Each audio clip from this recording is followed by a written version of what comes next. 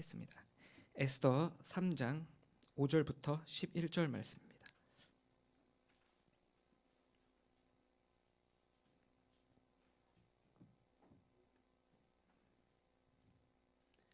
에스더 3장 5절부터 11절, 짧으니까요 다 함께 읽도록 하겠습니다. 같이 읽으시겠습니다. 시작. 하만이 모르드게가 무릎을 꿇지도 아니하고 절하지도 아니함을 보고 매우 노하더니 그들이 모르드게의 민족을 하만에게 알림으로 하만이 모르드게만 죽이는 것이 부족하다고 생각하고 아하수에로의 온 나라에 있는 유다인 곧 모르드게의 민족을 다 멸하고자 하더라. 아하수에로 왕 제12년 첫째 달 곧 니산월에 무리가 하만 앞에서 날과 달에 다하여 부르 곧 제비를 뽑아 12째 달 곧 아달월을 얻은지라. 하만이 아하수에로 왕에게 아뢰되 한 민족이 왕의 나라 각 지방 백성 중에 흩어져 거하는데 만민의 것과 달라서 왕의 법률을 지키지 아니하니 용납하는 것이 왕에게 무익하니이다. 왕이 옳게 여기시거든 조서를 내려 그들을 진멸하소서. 내가 은 1만 달란트를 왕의 일을 맡은 자의 손에 맡겨 왕의 금고에 드리니이다 하니 왕이 반지를 손에서 빼어 유다인의 대적 곧 아각 사람 함무다다의 아들 하만에게 주며 이르되 그 은을 내게 주고 그 백성도 그리하노니 너의 소견에 좋을 대로 행하라 하더라. 제가 아는 제가 학생 시절 때 알고 지냈던 사람 중에 김부림이라는 사람이 있습니다. 이름이 굉장히 특이하죠. 김부림. 저도 굉장히 특이하다고 생각했습니다. 그래서 이름이 왜 그럴까 생각하다가 이제 나중에 알게 되었는데 이제 부림절 여러분 아시죠? 부림절 때문에 그렇구나. 제가 이렇게 김부림 씨와 부림절에 대해서 여러분에게 이야기 드리는 이유는 이 에스더서가 부림절을 깨닫게 하기 위하여 쓰여졌다는 말이 있을 뿐더러 실제로 현재 유대인들은 부림절만 되면 이 에스더서를 묵상하기 때문에 이 이야기를 잠시 드렸습니다. 그럼 부림이라는 말은 도대체 무엇일까요? 오늘 본문에 부림의 그 어원이 되는 그 단어가 처음으로 등장을 합니다. 바로 부르라는 단어죠. 그런데 부르의 이렇게 되면 변화가 돼서 부림 이렇게 되는 겁니다. 우리말 성경에는 이 부림, 부르가 무엇으로 변화되었을까 이렇게 보니까 성경에 제비 뽑기로 이렇게 표현이 되어 있어요.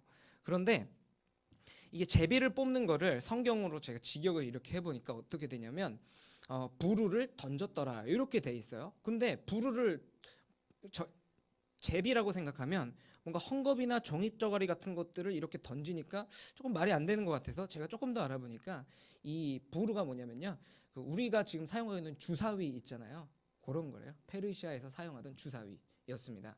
뭔가 점을 칠 때 사용하거나, 물론 지금처럼 뭔가 거기 숫자가 써 있지는 않았지만 점을 칠 때 연속으로 3번 해서 이렇게 나오면 그거를 이제 어떤 선택하거나 그런 일을 했다고 하네요. 그것이 바로 부림이었습니다. 그럼 유대인들은 그리고 이스라엘 사람들은 왜 이 부림을 자신들의 명절로 삼았던 것일까요? 오늘 본문에 보시면 부림 때문에 정해진 날짜가 있는데 그 날짜가 바로 아달월입니다. 그런데 이 아달월은 이스라엘 민족에게 굉장히 끔찍한 날입니다. 하만의 음모로 이스라엘 전체 민족이 죽을 위기에 처한 날이죠. 그런데 하나님의 도우심과 섭리에 힘입어서 이 날에 하나님께서는 유대 민족들을 구해 주실 뿐만 아니라 오히려 유대 민족들을 해하려고 하였던 그 원수들을 갚게 하시는 날로 변화를 시키십니다. 그래서 이와 같은 하나님의 역전과 하나님의 은혜를 찬양하고 기념하기 위하여 유대 민족들은 부림절을 정하여 그때마다 이 에스더서를 읽고 있는 것이죠. 그런데 오늘 본문은 이 부림, 이 페르시아의 주사위의 의미가 역전되기 이전입니다. 그러니까 이 페르시아의 주사위의 의미가 하나님께서 역전하신 감사와 은혜의 날로 역전되기 전에 그야말로 고통과 끔찍한 악이 가득한 날이었을 때의 이야기를 오늘 다루고 있습니다. 그래서 오늘은 그 페르시아의 주사위가 역전되기 이전에 왜 그런 일이 발생을 하였고 또 그런 끔찍한 일 앞에서 모르드게와 유대민족 그리고 우리는 좀 어떻게 살아내야 되는지 한번 알아보려고 합니다. 오늘 이야기는 굉장히 좋은 분위기에서 시작을 합니다. 바로 지난 장에서 어떤 일이 있었죠? 왕후 한 자리가 공석이 되고 유대 사람 모르드게의 조카 에스더가 그 왕후에 취임을 하게 됩니다. 굉장히 민족적인 경사, 물론 유대인임을 감췄습니다. 의도적으로요. 하지만 그럼에도 불구하고 굉장히 민족적인 경사가 틀림이 없습니다. 그런데 이 일뿐만이 아니었습니다. 모르드게가 성문에 이렇게 있는데 우연히 어떤 사실을 듣게 됩니다. 그 사실이 뭐였냐면 왕을 죽이려는 음모를 엿듣게 된 거죠. 그래서 이 일을 모르드게가 에스더를 통해서 왕에게 보고했고, 왕은 어떤 물증을 확실하게 잡은 다음에 그걸 의미 있게 생각해서 궁중일기에 적는 일까지 발생하게 됩니다. 그야말로 왕후 취임서부터 음모를 발견하게 된 그런 하나님의 은혜가 계속해서 보여지다가, 그런데 오늘은 완전 정반대의 일이 일어나고 있다는 것이죠. 아주 두 사건이 극명하게 대비가 되고 있습니다. 유대민족은 오늘 아주 끔찍한 일에 처하게 되는데, 그 시작은 하만과의 갈등으로부터 시작이 됩니다. 하만은 페르시아 왕으로부터 아주 높은 직위를 받습니다. 그 직위는 많은 사람들이 왕의 눈이었다라고 이야기를 하는데, 이 왕의 눈, 이 직위를 가진 사람은 어떤 일을 하는 사람이냐면 여러 통합된 민족들을 감시하고 그 민족들에게 일어나는 일들을 왕에게 보고하는 역할을 했습니다. 그래서 그 사람은 굉장히 높은 직위를 가졌죠. 그래서 많은 사람들이 이 직위를 가진 사람들에게 절을 했습니다. 그런데 이 절을 했다는 게 그냥 종교적으로 절을 했다는 의미보다도요, 그냥 단지 예를 표한 것입니다. 직위가 높으니까요.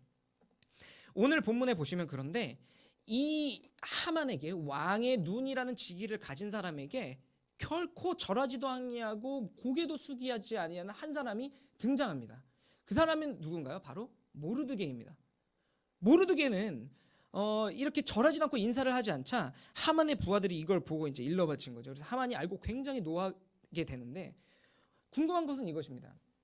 하만은 왜 모르드게는 왜 하만에게 이와 같이 절도 안 하고 굉장히 민감하게 반응하고 있는 것일까요? 모르드게는 분명히 페르시아 예절을 너무 잘 알고 있는 사람입니다. 왜냐하면 자기 조카가 왕으로 들어가 있고, 그 왕후는 그냥 된 게 아니라 시합을 통해서 된 거기 때문에 아마 페르시아의 어떤 예절에 대해서 빠삭하게 알고 있고 그것을 종용하는 사람이었어요. 왜냐하면 그렇게 왕 앞에서 인사하거나 조아리지 않으면 죽으니까요. 왕 앞에서는 인사하라 그러면서 왜 하만에게는 자신이 이렇게 인사하고 예를 표하지 않는 걸까요? 궁금합니다. 또 한 가지 굉장히 민감하게 반응하는 사람이 있는데요. 그것은 바로 하만입니다. 만약에 누군가가 자기에게 예를 표하지 않았다면 당연한 반응은 그 사람을 처벌하는 게 맞습니다. 그런데 오늘 하만은 모르드게를 처형하지 않습니다. 8절에 보면 하만이 모르드게의 일을 기회 삼아서 왕에게 보고하는데, 뭐라고 보고하는? 모르드게가 나에게 절을 하지 않습니다, 이렇게 보고하지 않고, 어떤 민족들의 법이 왕의 법과 다릅니다. 그래서 이 민족들을 침멸시켜야 됩니다라고 모르드게의 잘못을 모든 민족에게 덮어씌우고 있습니다. 모르드게의 잘못을 유대민족 전체를 말살시킬 철호의 기회로 삼고 있는 거죠. 그러면 하만과 모르드게 이 두 명은 도대체 왜 이렇게 서로 민감하게 반응을 하고 있는 걸까요? 그것은 민족적인 감정 때문에 그렇습니다.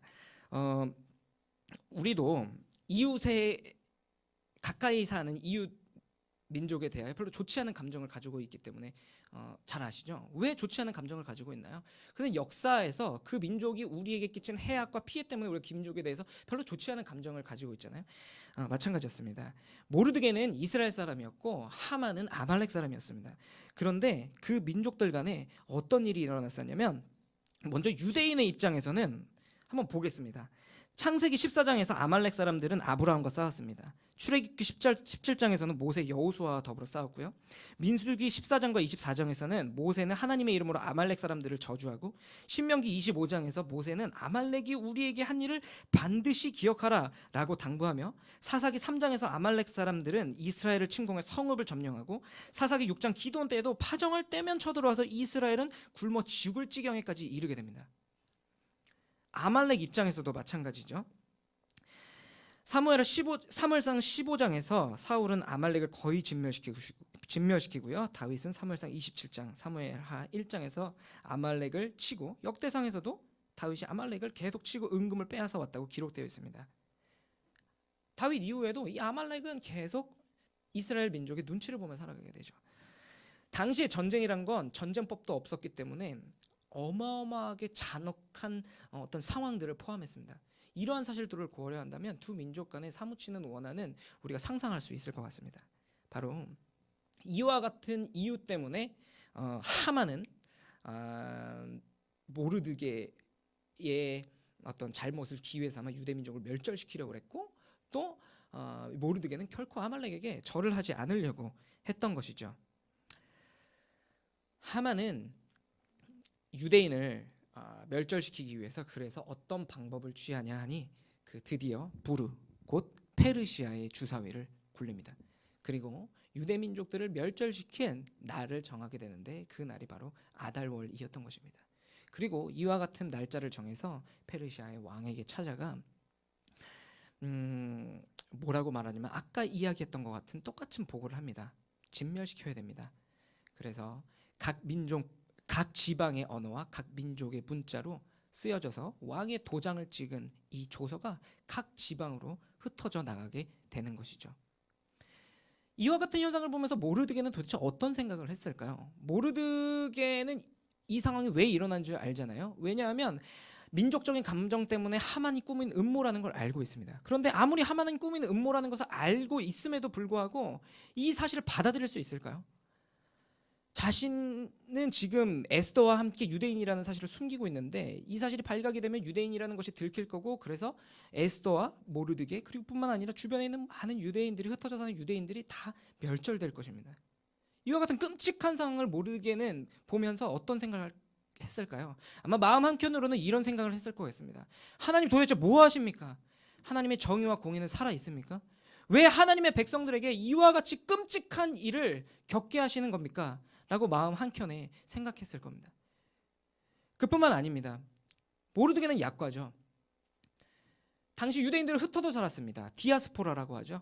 한 가장 흩어져 살고 있는 한 유대인 가정의 가장이 일과를 마치고 저녁 때 돼서 돌아왔는데 가정이 온통 침울한 분위기입니다. 왜 그런가 봤더니 조서 한 장이 있는데 조서에 뭐라고 써 있냐면 아달월 13일에 남녀노소를 불문하고 유대민족 전체를 다 말살시켜버리고 그들이 가지고 있는 모든 재산을 취하라.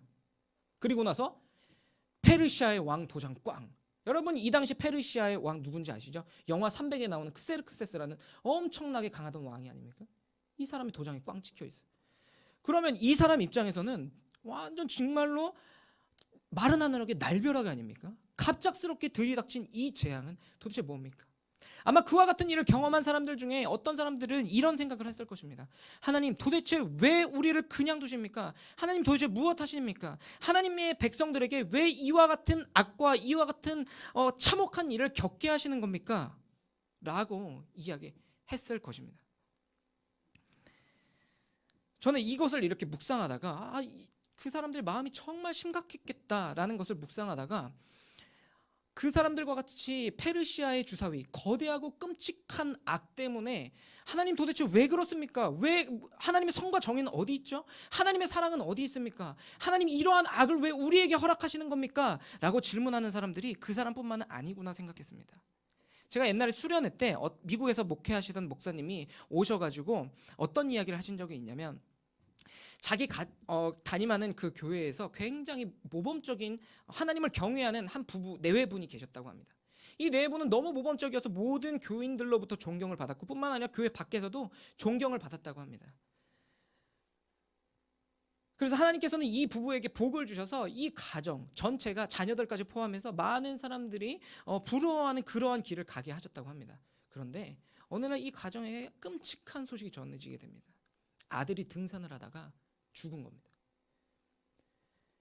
부모님은 당연히 그 집사님 내부는 당연히 자지러 주셨을 것이고 목사님의 당시 심정을 이야기하시는데 목사님께서는 어떤 심정이셨냐면 하나님 도대체 왜 이런 사람들을 아니 다른 사람도 아니고 왜 이런 사람들을 하나님께서 이런 일을 겪게 하시는 겁니까? 하나님의 정의와 하나님의 공의와 하나님의 사랑은 도대체 어디 있는 겁니까? 하나님 일하시지 않은 겁니까? 하나님은 살아계십니까?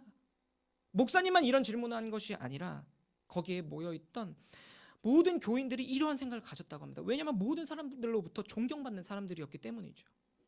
여러분 혹시 호텔 르완다라는 영화를 아십니까? 투치족과 후투족이 민족적인 분쟁을 하는 영화입니다. 이 민족들이 분쟁을 하는 와중에 르완다 호텔의 지배인이었던 폴은 뭔가 생필품인지 뭔지 제가 생각이 잘 안 나는데 뭔가를 구하러 야간에 이동을 하게 됩니다. 그런데 걸리면 안 되니까 라이트를 끄고 가죠. 이 사람이 잘 아는 도로로 분명히 왔는데 차가 너무 덜컹덜컹 거리는 겁니다. 그래서 이 사람은 차선을 이탄한 줄 알고 그 동료와 긴밀하게 이야기합니다. 몇 분 동안 야 우리 라이트 켜도 되냐 안 되냐 이것을 이야기하다가 결국 라이트를 잠깐 껐다 켜기로 합니다. 잠깐 껐다 켰습니다. 그런데 그들은 그 순간 자신의 눈을 의심했습니다. 그래서 라이트를 다시 켭니다. 그들은 길을 벗어난 게 아니었습니다. 벗어난 게 아닌데 왜 이렇게 덜컹덜컹 했느냐. 수마일 동안 펼쳐진 길 위로 분쟁 때문에 희생된 시체들이 마치 돌과 같이 그 도로에 쫙 깔려 있었던 겁니다. 그리고 그 시체를 그들은 밟고 지나왔던 것이죠. 이와 같은 사실을 보면서 폴은 이렇게 말합니다. 도대체 왜 우리에게 이러한 악이 벌어지는 것인가? 신이 살아있는가? 왜 이런 일이 우리에게 벌어져야만 하는가?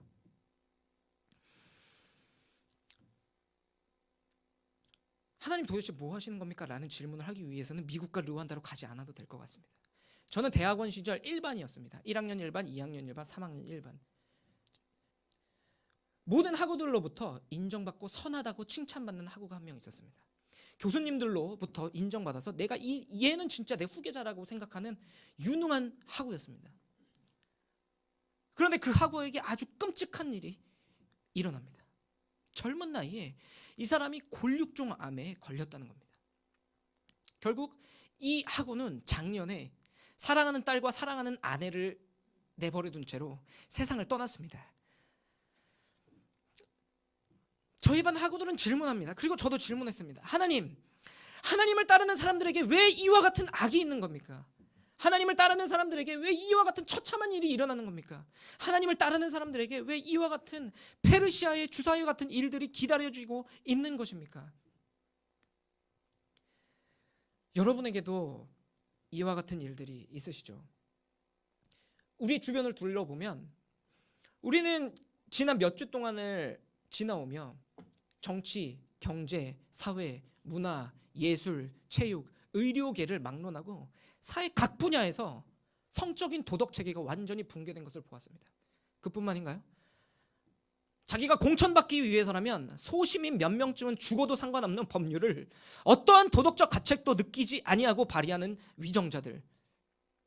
경제와 불안한 속성이 내가 있으면 다른 사람이 없어야 가치가 생기기 때문에 내가 벌고 내가 부자가 되었다는 건 분명 다른 사람들이 잃었다는 건데 이와 같이 얻은 나의 부를 선용할 생각은 아니하고 단지 내가 얻은 부로 인해서만 기뻐하게 만드는 이 사회의 경제구조, 그리고 그와 같은 경제구조에 순응하며 거기서 승리자가 되라고 교육하는 교육구조, 정치, 경제, 사회, 문화 모든 것을 막론하고 우리 앞에는 페르시아의 주사위, 악들이 산재해 있습니다. 하나님 도대체 왜 이렇습니까? 하나님 살아계시다면 이 사회는 왜 그렇습니까? 저 시리아에서는 아직도 종교 분쟁으로 많은 사람들이 죽어가고 있습니다. 지금도 몇 초 동안에 몇만 명이나 되는 아이들이 다른 게 아니라 먹을 것이 없어서 굶어 죽어가고 있습니다. 하나님이 살아계시다면 도대체 이러한 일들이 왜 있는 겁니까? 이번 주에 초등부 부모님을 한번 만났습니다. 학교에서 아주 심각한 왕따를 당하고 있어서였습니다. 또 한 아이를 제가 만났는데 이 한 아이는 중학교에 가게 되면서 여러 가지 변화되는 환경 가운데 적응하기 위하여 열심히 적응하는데 노력을 하고 있습니다. 우리 앞에는 왜 이와 같은 악들이 산재하고 있는 걸까요? 하나님은 도대체 일하고 계신 것이 맞는 걸까요? 위대한 신학자요, 위대한 목회자였던 아우구스티누스라는 사람은 하나님 도대체 왜 이러십니까? 라는 질문을 하기 위해서 미국도 갈 필요도 없고 르완다도 갈 필요 없고 우리 주변에 펼쳐진 상황을 볼 필요도 없다고 말합니다. 이 질문을 하기 위해서는 내 자신 스스로 돌아보기만 해도 충분히 알 수 있다고 말합니다. 창세기 3장 18절에 이런 내용이 있습니다. 타락의 결과 땅이 내게 가시덤불과 엉겅퀴를 낼 것이라. 타락의 결과 많은 것이 어그러졌습니다. 타락의 결과, 죄의 결과, 우리도 어그러졌고 뿐만 아니라 땅도 어그러져서 가시와 엉겅퀴를 내게 되었습니다. 타락의 결과는 단지 사람에게 미친 것이 아니라 타락은 온 세상 만물에 미쳤습니다. 그래서 아우구스티누스는 이렇게 역설하는 것이죠. 너희는 쓰나미와 같은 대재앙, 질병, 사고, 죽음, 전쟁, 기근, 불의 같은 것 때문에 어마어마하게 비분간개하고 분노하면서 왜 정말 동일한 성질을 가지고 있는 하나도 다르지 않는 똑같은 죄의 결과, 정말 그 무게로 따지자면 똑같은 끔찍하고 처참한 무게인 너희 스스로의 죄를 보고서는 왜 비분간개하지 않는가? 쓰나미와 앞서 살펴본 여러 가지 민족들의 분쟁, 질병들 모두 다 죄로 인하여 생겨났고 그 죄로 인한 결과 똑같이 우리 마음 가운데 있는 것입니다. 우리 마음 가운데 이 죄, 그 정도로 생각할 것이 아니라 이것은 죄의 결과입니다. 그만큼 처참하고 수만 명을 죽이고 수십만 명을 죽이는 죄의 결과, 그것이 바로 우리입니다. 우리 안에 있는 것이 바로 쓰나미와 다를 바 없고, 우리 안에 있는 것이 고륙종암과 다를 바 없고, 우리 안에 있는 것이 왕따와 다를 바 없고, 우리는 지난 여러 세월 동안 미투 운동에 대해서 뭐라고 했지만 사실은 그것은 죄의 결과라면 우리 안에 미투가 분명히 있는 것입니다. 왜 우리 안에 있는 죄 때문에는 당신들은 분노하지 못하는가? 라고 아우구스티누스는 역설하고 있는 것입니다. 그래서 우리는 아까 사회 여러 군데에 있는 페르시아의 주사위를 바라보며 하나님 도대체 왜 그러십니까? 일하시지 않는 겁니까? 하나님의 정의와 선과 하나님의 사랑은 어디 있습니까? 라고 이야기합니다. 하지만 그 질문은 우리에게도 동일하게 해야 되는 겁니다. 우리 안에 있는 끔찍하고 처참한 이 죄의 참상들을 바라보며 하나님 뭐 하시는 겁니까? 하나님 일하고 계신 겁니까? 하나님 살아계신 겁니까? 하나님의 정의는 어디 있습니까? 하나님의 공의는요? 하나님 섭리하고 계신 거 맞습니까? 라고 우리는 질문해야 된다는 거죠. 그리고 이렇게 질문을 던졌으니 우리는 이제 대답할 차례입니다. 하나님은 일하고 계십니까? 하나님은 이와 같이 끔찍하고 처참한 어그러짐, 죄의 결과들을 위하여 하나님은 일하셨습니까? 성경은 우리에게 이렇게 말합니다. 예수가 바로 이와 같은 처참하고 끔찍한 죄의 결과들을 몰아내려 왔다고 우리에게 이야기하고 있는 것입니다. 예수님은 단지 인간만을 위하여 오지 않으셨습니다.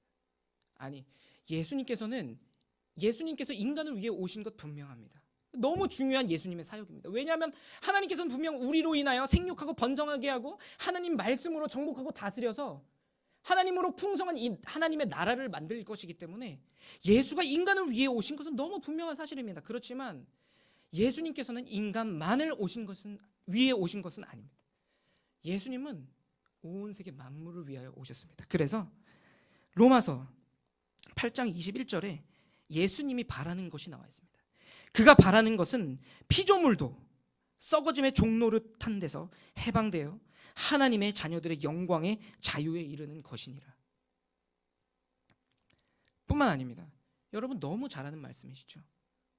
하나님이 무엇을 이처럼 사랑하사 독생자를 보내셨습니까? 세상을. 하나님은 세상을 이처럼 사랑하사 독생자를 보내셨습니다. 그런데 여기 나오는 이 세상이 세상에 있는 사람만을 말할까요? 아니면 피조물 전체를 말할까요? 이 세상이라는 코스모스라는 단어는 요한복음에만 100번이 넘게 나오는 요한복음의 아주 특징적인 단어입니다. 여기서 요한복음에 사용되고 있는 이 세상이라는 단어는, 코스모스라는 이 단어는 예수님께서 조성하신 로고스, 그 요한복음 1장에서 쫙 나오잖아요. 그 로고스가 조성한 세계가 바로 온 세상 피조물, 그것이 바로 요한이 말하는 세계입니다. 예수는 세계를 위하여 오셨습니다. 여러분, 고난 주간이죠. 예수께서 고난을 당하셨습니다. 예수께서는 어떤 고난을 당하셨습니까? 예수께서는 끔찍한 극렬한 육체의 고난을 당하셨습니다. 징박힌 채찍에 맞으시고 수치를 당하시고 십자가를 끌고 가셨고 십자가에 달리셨고 그리고 창에 찔리시는 고통을 당하셨죠. 보통 사람이라면 상상조차 할 수 없는 극렬한 고통입니다. 하지만 이와 같은 극렬한 고통마저도 뛰어넘는 고통이 있습니다. 고린도후서 5장 21절에 이렇게 말합니다. 하나님이 죄를 알지도 못하신 이를 우리를 대신하여 죄로 삼으신 것은, 하나님은 예수를 그냥 처벌한 게 아니라 예수를 죄로 만들었습니다. 예수는 죄가 되었습니다. 성경 전체에서 나무에 달린 자마다 저주가 되었다.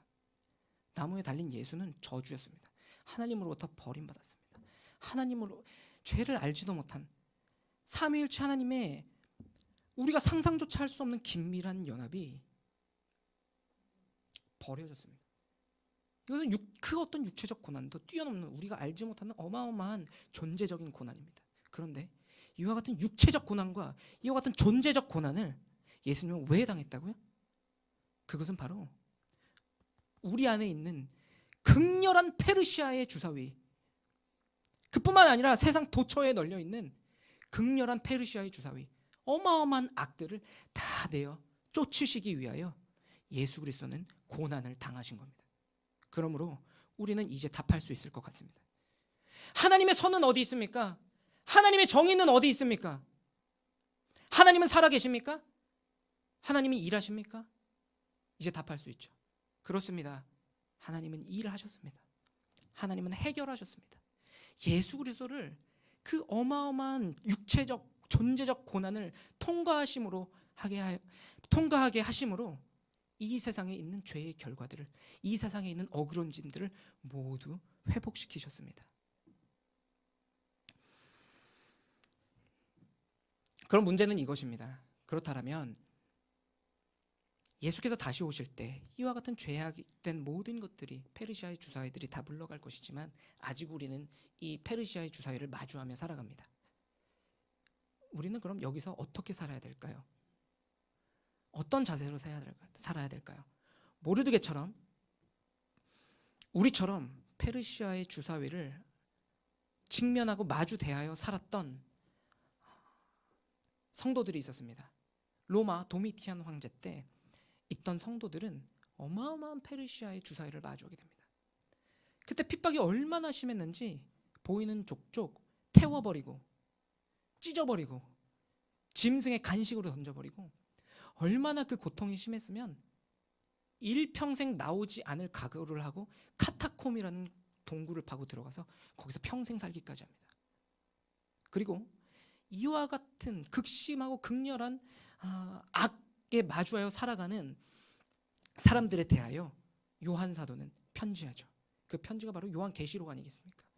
요한계시록에서는 우리에게 뭐라고 이야기하고 있습니까? 그와 같은 그와 같은 페르시아의 주사위를 마주하며 살아가는 우리에게 뭐라고 이야기하고 있죠? 요한은 이렇게 말합니다. 예수를 기다려라. 예수를 소망하라. 비록 이 세상은 어그러지고, 비록 이 세상은 아프고, 비록 이 세상은 머리 7 달리고 뿔이 10개나 달린 용들이 지배하고 음녀가 지배하고 바벨론이 판치고 있지만, 그러나 그럼에도 불구하고 너희는 그곳에서 인내하며 예수를 기다려라. 왜냐하면 예수가 해결했기 때문이다. 그러므로 너희는 페르시아의 주사위를 마주하며 살아가면서 우리가 도대체 이해하지도 못할 악들을 마주하며 살아가면서 예수를 구해라. 그래서 그 당시의 백성들은 이렇게 말한 것이죠. 마라나타, 주 예수여 어서 오시옵소서.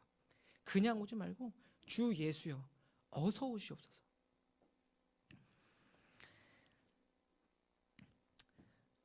말씀을 맺겠습니다. 우리 또한 모르드게처럼, 그리고 초대교회 성도님들처럼, 그리고 르완다, 그리고 앞서 얘기 드린 여러 성도들처럼 악을 마주하며 살아갑니다. 그러나 하나님께서는 이것을 해결하셨습니다. 예수께서 고난받게 하심으로 이 모든 것들을 정말 해결하셨습니다.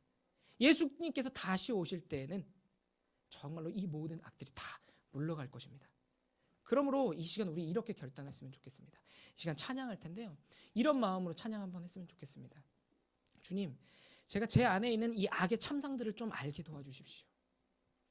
예수의 고난이 나에게 좀 필요한 고난이 되게 도와주십시오. 나의 안에 있는 이 죄악들은 그냥 죄악이 아니라 예수 그리스도를 죽인 죄악입니다. 예수 그리스도를 죽인 이 고난은 그냥 고난이 아니라 마치 쓰나미